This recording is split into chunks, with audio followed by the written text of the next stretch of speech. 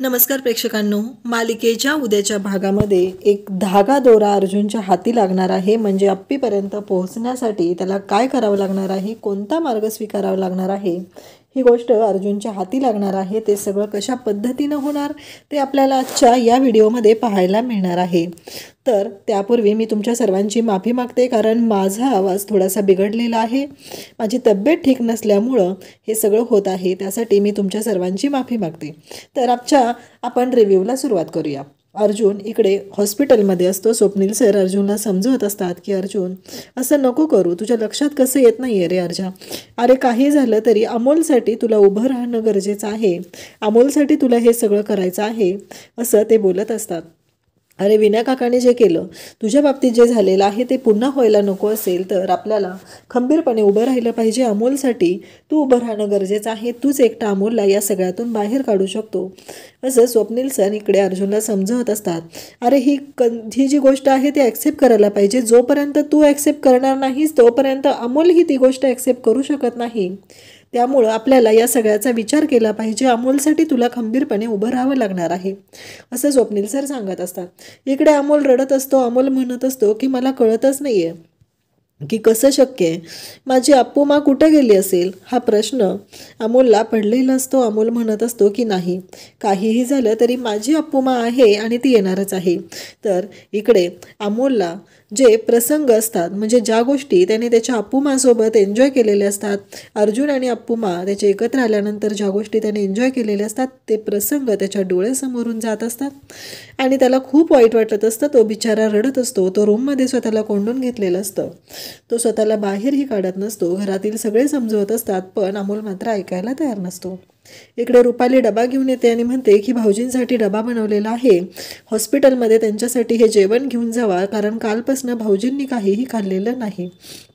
भाऊजींच्या पोटात अन्न गेलेलं नाही, फक्त ते सलाईनवर आहेत. त्यामुळं भाऊजींसाठी हे जेवण घेऊन जा असं सांगितलेलं असतं. आणि त्याच वेळेस हे सगळं चालू असतं आणि आता ही गोष्ट ॲक्सेप्ट करणं खूप अवघड जातं आहे असं सगळ्यांचंच म्हणणं असतं. त्याचबरोबर तेवढ्यात अर्जुन आलेला असतो आणि अर्जुन आलेला पाहून सगळ्यांना धक्का बसतो. कारण हे कसं शक्य आहे, अर्जुन कसं काय आला, हा प्रश्न सगळ्यांना पडलेला असतो. सगळेजण तेच बोलत असतात.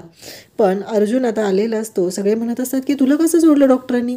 मोना पण म्हणत असते की आम्ही डॉक्टरांशी बोललेलो होतो, डॉक्टर तर नाही बोलले होते, पण हे सगळं. तेव्हा अर्जुन म्हणतो की मला काय झालेलं आहे, मला काहीच नाही झालेलं, मी अगदी सुखरूप आहे आणि आत्ता मला काही झालेलं नाही. तेवढ्यातच रुपाली म्हणते भाऊजी अमोल. तेव्हा अर्जुन आल्या म्हणतो की काय झालं अमोलचं. तेव्हा ती सांगते की अमोलने स्वतःला रूममध्ये कोंडून घेतले आणि तो उघडत नाही आहे दरवाजा, म्हणून आम्हाला सगळ्यांना काळजी वाटत आहे. तेव्हा घरातील सगळे म्हणू लागतात की काय गरज होती तू सांगायची, म्हणून सगळेजण तिला बोलत असतात. त्याचवेळी ती म्हणत असते की खरंच मी विसरले, माझ्या लक्षात नाही आलं, असं रुपाली म्हणू लागते. मग अर्जुन लगेचच अमोलकडे जायला निघतो. जेवणाची प्लेट रेडी केलेली असते आणि ती जेवणाची प्लेट घेऊन अर्जुन अमोलकडे जातो आणि अमोलला म्हणतो की अमोल बाळा दरवाजा उघड. तेव्हा अमोल म्हणत असतो की नाही बाबा. तेव्हा अर्जुन म्हणतो की माझं ऐकणार नाहीस का तू, दरवाजा उघड बरं, असं म्हणत अर्जुनने अमोलला दरवाजा उघडायला लावलेला असतो. आणि मग अमोल आणि अर्जुन दोघंजण बोलत असतात. अर्जुनला अमोल म्हणत असतो की बाबा अप्पूमा कधीच येणार नाही का रे, सगळेजण असे म्हणत आहेत. तेव्हा अर्जुन म्हणतो तुला असं वाटतं का. तेव्हा अमोल म्हणतो की नाही, मला माहिती आहे की माझी माँ परत येणार आहे. अर्जुन म्हणतो मलाही तसंच वाटतं, कारण आपल्याला अप्पूमा कधीच सोडून जाऊ शकत नाही, कारण शहेनशाह आहे ना, शहेनशाह नक्की अप्पूमाला परत घेऊन येणार आहे. मी तुला सांगत आहे की नाही, शहेनशाह नक्की आणणार आणि अप्पूमा आपल्यासोबत असणार आहे. तेव्हा अमोल म्हणतो की खरंच बाबा. तेव्हा अर्जुन सांगतो की हो, मी खरं सांगत आहे तुला, खरंच शहेनशाह अप्पूमाला परत घेऊन येणार आहे, असं अर्जुन अमोलला सांगत असतो. अमोलला अर्जुन म्हणतो पण मला एक सांग, जर तू जेवला नाही, जर बाबाने तुझीच काळजी करत बसलं तर तो अप्पूमाला शोधायला कसा जाईल, शहेनशाह कसा बनेल. त्यामुळं काहीही झालं तरीही पहिलं तू पोटाला खाल्लं पाहिजे, तू आनंदात राहिलं पाहिजे.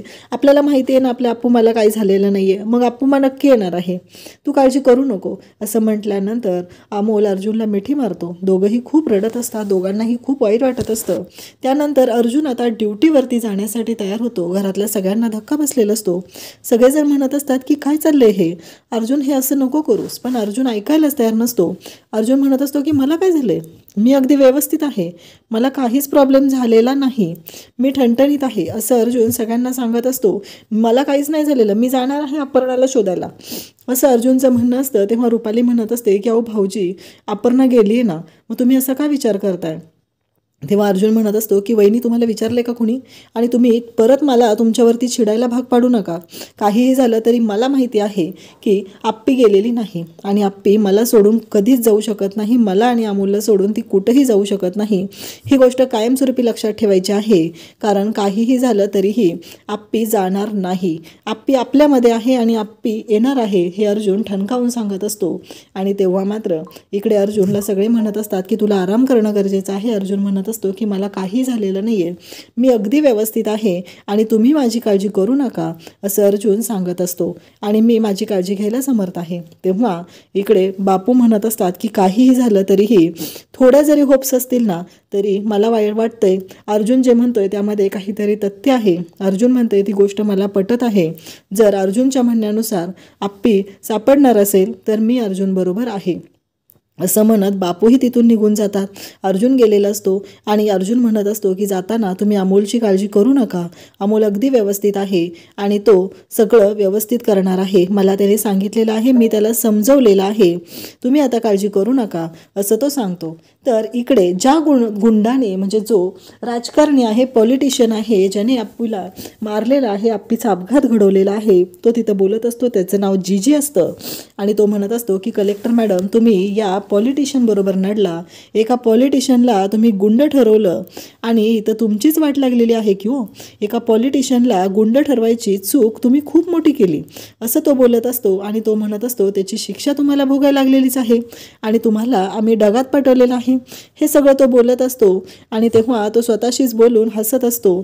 त्यावेळेस त्याचे जे फंटरान म्हणत असतात की बरोबर आहे, खरंच खूप भारी गेम झाला त्या मॅडमचा असं त्यांचं बोलणं सुरू असतं. आणि आता नक्कीच अर्जुन त्याच्यापर्यंत पोहोचणार आणि त्याची वाट लावणार हे मात्र आपल्याला पाहायला मिळणार आहे. अशाच अपडेटसाठी चॅनलला सबस्क्राईब करा. थँक्यू.